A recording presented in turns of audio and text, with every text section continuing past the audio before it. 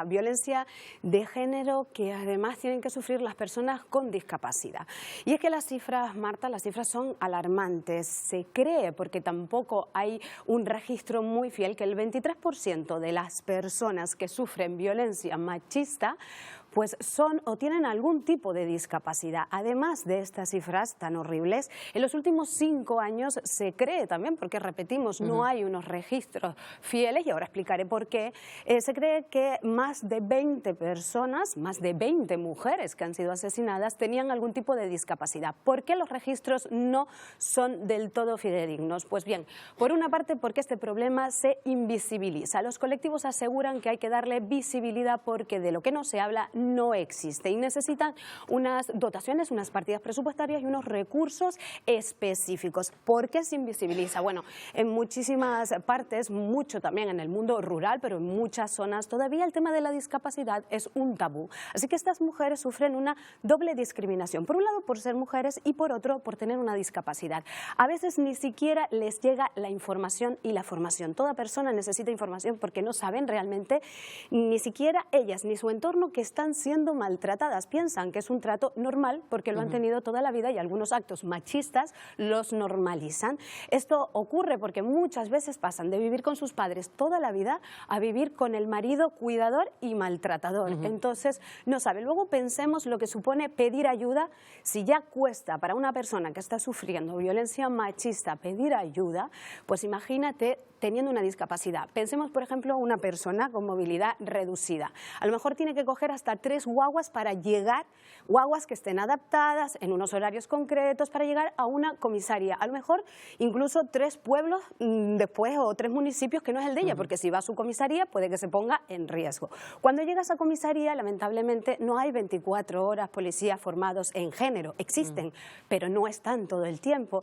Y si en vez de movilidad reducida llega una persona que necesita pues unas necesidades auditivas especiales, no hay intérprete. Pero ¿y qué pasa si es, por ejemplo, sordosiega o le cuesta expresarse porque tiene espectro autista? Entonces es muy complicado, pero en este sentido se hace necesario, y el Gobierno de Canarias está trabajando en hacer un protocolo integral que aúne que las personas estén formadas en violencia machista, pero también con especificidad en la discapacidad. Todos los agentes que las tratan, desde la que coge el teléfono, la trabajadora social, un policía e incluso la judicatura. Leyes específicas para abordar esta problemática. Yo creo que lo mejor es que veamos el vídeo y luego pues comentemos con las profesionales que van a estar en esta mesa. Para hablar de respeto, ponte a mi altura. Para hablar de respeto, escucha lo que te digo.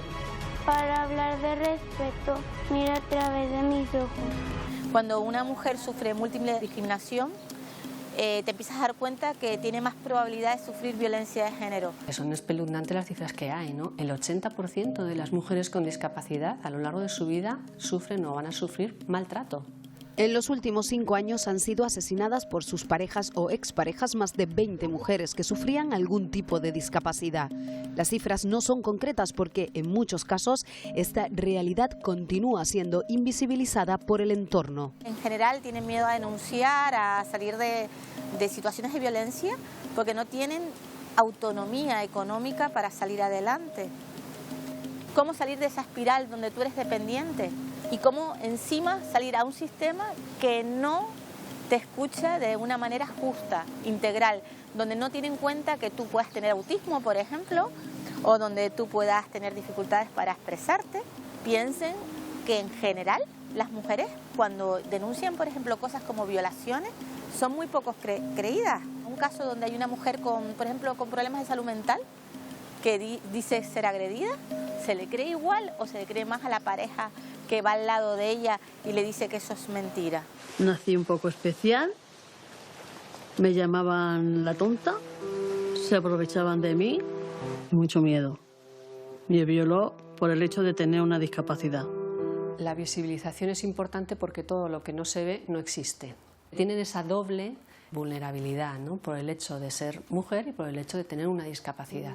El conocimiento de nuestros propios derechos es fundamental, pero la información no siempre llega. En muchos lugares la discapacidad se sigue viendo como un tabú y no se detectan las situaciones de maltrato. Cuando una persona tiene menos educación, tiene menos posibilidad de decidir por sí misma, eso es una lógica universal. Pero en las zonas rurales se les deja en casa, por miedos, por si acaso, y siempre es más difícil llevarles, que los padres o las madres estén mentalizadas para que vayan a un centro donde puedan tener esa educación, esa concienciación. La parte más importante en las personas, sobre todo en las mujeres, es trabajar el autoconcepto.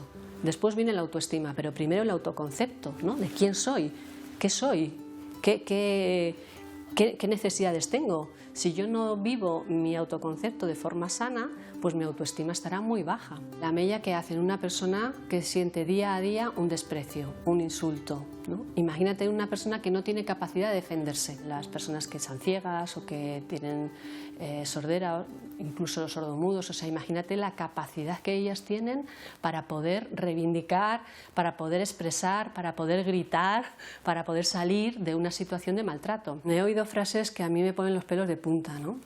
Y las he oído, ¿no? De decir, bueno, contenta tenía que estar, ¿no? Que alguien la quiere.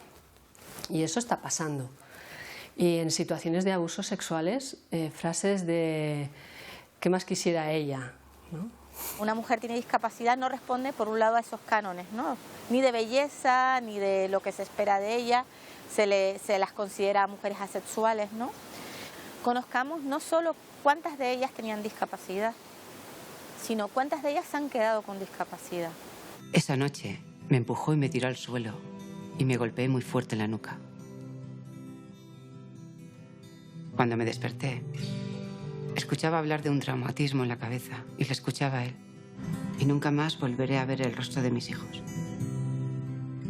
Aquel golpe me quitó la vista. La formación en perspectiva de género debe ser crucial en toda la sociedad, pero aún más en aquellos que deben atender a las víctimas. Y si éstas tienen alguna discapacidad, deben contar con los recursos necesarios. Sí que es verdad que se ha hecho un esfuerzo en las policías, en que tienen protocolos para atender a mujeres, por ejemplo, con problemas cognitivos, etcétera. Pero ¿eso es real 100%?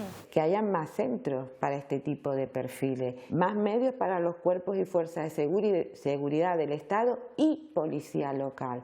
Súper importante la policía local. La policía local es la policía del pueblo. Tienen que colaborar entre ellos. No hace falta denunciar para acudir a nuestros recursos. Las propias personas que atienden la discapacidad, sus propios hogares, su entorno, a lo mejor no tiene perspectiva de género y no lo ve y minimiza los efectos. La propia víctima minimiza los efectos que en ella y en sus niñas y niños, que también son víctimas, han producido, pero hay veces que eso mismo lo piensan psicólogos y psicólogas, abogados y abogadas que deben defenderla, jueces y juezas. Es necesario que Sanidad asuma su parte, Educación asuma su parte, la Judicatura asuma su parte y que no sea solo un objetivo de los servicios sociales especializados. Sienten que no hay recursos para ellas, porque creen que los recursos están para las otras, no para ellas, porque ¿de dónde voy a ir yo? Si yo voy a ir a un centro y luego no voy a encontrar trabajo, ¿qué voy a hacer después? Todos somos responsables de que esta persona esté como está, que esta mujer se sienta indefensa. Todos somos responsables si no le hacemos ver que estamos con ella. Una realidad que debe ser visibilizada, analizada y dotada con todos los medios disponibles para luchar contra la violencia y garantizar así la vida de las mujeres. Es importante formarse en temas de abuso y violencia de género, porque tener acceso a la formación nos ayuda a identificarla, prevenirla y evitarla. Pues bien claro que nos ha quedado este problema gracias al trabajo de Raquel Toste, que hoy está con nosotros en la mesa, y también están algunas de las protagonistas. Vamos a recordar sus nombres. Son Yaisa Afonso, que es experta en violencia de género y discapacidad. Gracias, Yaisa, por estar con nosotros un día más. Bueno. También está con nosotros María José Pestana, que es coordinadora de DEMACAE. María José, un placer recibirte. Y una colaboradora habitual de esta casa, que es Belsa Fortes, que es psicóloga, doctora en psicología en concreto y experta en violencia de género. Gracias por estar las tres con nosotros, Raquel. Buenos días. Arrancamos esta mesa porque este asunto, muchas veces tú lo apuntabas, se invisibiliza, ¿no? Sí, los propios medios de comunicación no nos hacíamos eco, no pensábamos que tuviéramos que incidir en que la víctima tenía algún tipo de discapacidad, pero según nos ha quedado claro, Yaisa, me gustaría preguntarte por ese protocolo que sé que estás coordinando, ¿es necesario que se visibilice? Pues sí, afortunadamente desde el año pasado el Instituto Canario de Igualdad tuvo la iniciativa de contar con un equipo en el que yo estoy coordinando para realizar un protocolo de cómo atender a las mujeres víctimas de violencia de género en los servicios de atención de violencia de género insulares, ¿vale? Hay 7 servicios porque eso hay 7 islas. Y lo primero que hicimos, que por cierto estuve reunida con María José, que está hoy aquí sentada con nosotros, es saber cuál es la situación de esos centros, por ejemplo los de Macay, si son accesibles. Primero, accesibles para la discapacidad física, que les puedo asegurar que la mayoría no lo son. Y vamos a la accesibilidad universal, si son accesibles para el resto de las discapacidades. Eso es más difícil aún, ¿vale? Analizamos y después empezamos a diseñar una serie de pautas que se tienen que aplicar en los diferentes servicios de atención y estamos en una fase de devolución. El próximo año se supone que tenemos que devolver los resultados y tener un protocolo definitivo. El problema es que si no se hacen las obras necesarias y si no se aplican todos esos mecanismos imprescindibles para poder realizar, para que las técnicas puedan después aplicar estas medidas, porque yo les puedo decir a una psicóloga que trabaja por ejemplo, en un DEMA, mira, te recomiendo que tienes que utilizar pictogramas para atender a mujeres con discapacidad cognitiva, ¿no? Y me dicen, sí, pero ¿cuáles son los pictogramas? ¿Dónde están? No, eso hay que elaborarlo. O sea, se necesita, además del protocolo, un trabajo previo. Está apuntando Yaisa por ese asunto que señalaba la propia Raquel y que ha sido la base del reportaje, la doble barrera que supone, porque están planteando las físicas, pero luego están las psicológicas, que la propia mujer con discapacidad se puede sentir doblemente vulnerable, porque así se lo han hecho aprender y se siente menos segura a la hora de emprender, pues lo que tiene que hacer, la falta de información es la clave, ¿no? Efectivamente. De hecho, ya es difícil para una mujer víctima de violencia de género, por lo que sabemos, ¿no? Y por la situación que ha vivido y por cómo tiene que tener esa mujer la autoestima, la inseguridad para ir a pedir ayuda, pues si a eso le unimos otra dificultad más añadida, que es una discapacidad, pues más dificultades vamos a tener. De hecho, las personas con discapacidad, al margen de ser víctimas de violencia de género, ¿no?, ya por eso tienen sus dificultades a nivel psicológico, pues sus inseguridades, sus temores, sus miedos, sus desconfianzas. Si eso ya está de base y unimos una situación de violencia de género, pues la cuestión se complica mucho, bastante. Y si luego los recursos a los que voy a acceder ni siquiera a lo mejor físicamente están preparados pues para poder atenderme, digamos que es una barrera muy grande e importante, y quizás una de las explicaciones de por qué el porcentaje de mujeres que se atienden con discapacidad no es elevado. No significa que haya pocas mujeres con discapacidad que sean víctimas de violencia de género, sino probablemente hay un gran porcentaje que desconocemos que no acceden por barreras físicas, podría ser, ¿no?, depende de la discapacidad, pero por barreras psicológicas, segurísimo. En ese sentido, María José, tú apuntabas en el reportaje, lo hemos visto también, que muchas de ellas ni siquiera saben que están siendo maltratadas. Decías que se necesitan más centros, pero también la coordinación de las policías, las trabajadoras sociales, porque al final son ellas a veces las que dan la voz de alarma, ¿no? Claro, porque sobre todo en lo que es la diversidad funcional de tipo mental es muy complicado. Date cuenta que hablamos de mujeres en donde cuesta mucho llegar a ellas, abordarlas. Tienes mucho que reconducir el discurso porque encima no son capaces cronológicamente de hacerte un relato, ¿vale? Y ahí sí que tenemos que contar siempre con la complicidad de la policía para conseguir que esa denuncia sea lo más concreta y real posible, ¿vale? Una de las cosas que me ponía los pelos de punta, por ejemplo, cuando hablaba contigo, Yaisa, es que me decías que muchas veces no son creídas. Si tienes una discapacidad mental, si tienes algún tipo de problema para expresarte, hablabas incluso de las violaciones. Si a una mujer siempre se la pone en tela de juicio, a una mujer con discapacidad, aún peor.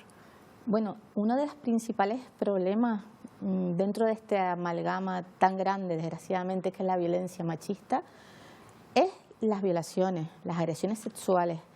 Y claro, el maltratador, el violador, ve en una víctima muy fácil, desgraciadamente, a las mujeres con diferentes discapacidades. ¿Por qué? Porque no se puede defender de la misma forma, porque no se puede defender de la misma manera que el resto, aunque es muy difícil defenderse, ¿no? Pero tiene más dificultades de defenderse, primero, las que tienen discapacidad física, porque tienen menos fuerza. Pero también está la parte psicológica. Si a ti te han enseñado en que tienes que ser sumisa, a ti te han enseñado a no defenderte, a no quererte, a no tener un autoconcepto claro de lo que eres y quererte como te tienes que querer, ¿cómo vas a decir no? ¿Cómo vas a ir después a denunciar esas agresiones, Claro, sí. Es que muchas veces esa falta de confianza o esa baja autoestima viene incluso, y que luego les impide pues, efectuar esa denuncia o ser queridas, viene también de la propia familia que ha pues, tenido a esta persona pues, apartada a lo mejor o dándole menos oportunidades de que se valga por ella misma, que de alguna manera les ha restado esa iniciativa, y eso probablemente sea una de las cuestiones que destacan, ¿verdad, de Melissa? O la sobreprotección. Exacto, o sobreprotección. Y entonces la persona es poco autónoma. Entonces, si ya de por sí en su día a día es poco autónoma, pues ante una situación de violencia de género, ya sabemos que cualquier mujer lo tiene difícil, no imposible, pero sí difícil para salir de esa situación. Si unimos estas circunstancias, pues claro, va a ser más complicado. Y de hecho vemos, ¿no?, cuando hay campañas de ayuda a las mujeres víctimas de violencia de género, cada vez más afortunadamente, pero específicas para este tipo de situaciones. Claro, no hay tanto. Claro, entonces ya de por sí la información a veces es difícil para las propias mujeres, por lo que ellas nos comentan. Cuando ya estamos hablando de estos casos en concreto, pues más complicado aún. Además de sufrir los malos tratos, personas con discapacidad, tampoco se sabe, y se está elaborando, ya me lo decían, un registro de cuántas se quedan con discapacidad. Al centro tú has atendido, María José, me comentabas, a personas que llegan con discapacidad pues después de haber recibido una paliza a lo mejor, y tampoco hay registros de cuántas se quedan con discapacidad. No, incluso que no tengan hecho la calificación de la discapacidad, sino que una vez en el centro es cuando se inicia esa valoración de la discapacidad. Yo quería apuntar una cosa en el tema de las denuncias de las agresiones sexuales. A nosotras mismas que estamos aquí, que somos profesionales y formadas, nos costaría mucho relatar en un juzgado una agresión sexual, porque hay que ser muy específico. Y ahí siempre tenemos el apoyo del turno específico en violencia de género. Pero en las mujeres con discapacidad muchas veces el agresor es el hermano. Entonces, como nosotros nos regimos por la Ley Canaria, la 2003, sí es verdad que la Red Insular ampara a todo tipo de violencia de género, no solo la ejercida por pareja o expareja, sino por hermanos, por padres. Porque sigue siendo machista, se sigue ejerciendo por el hecho de ella ser mujer, aunque no sea pareja o expareja, sí es por ello, ¿no? Claro, pero el turno de oficio se rige por la ley integral, que es la 2004. Entonces, ese turno solo atiende cuando el agresor es pareja o expareja. Entonces, una doble, triple, no sé ya el número, victimización. Y a veces es tan sencillo como lo que contaba Raquel, de imaginarnos como una persona tiene que sencillamente acudir a una comisaría. Lo complicado que puede llegar a ser cuando hablaba pues del transporte no adaptado, es que el trayecto es el triple de complejo. Ahí vamos al principio de lo que hablaba Raquel. No hablamos de una doble realmente, hablamos de una múltiple. Vamos a ver, las barreras que tienen las mujeres con discapacidad son las propias de tenerla. Por ejemplo, tus condiciones sociales, eres pobre, por ejemplo,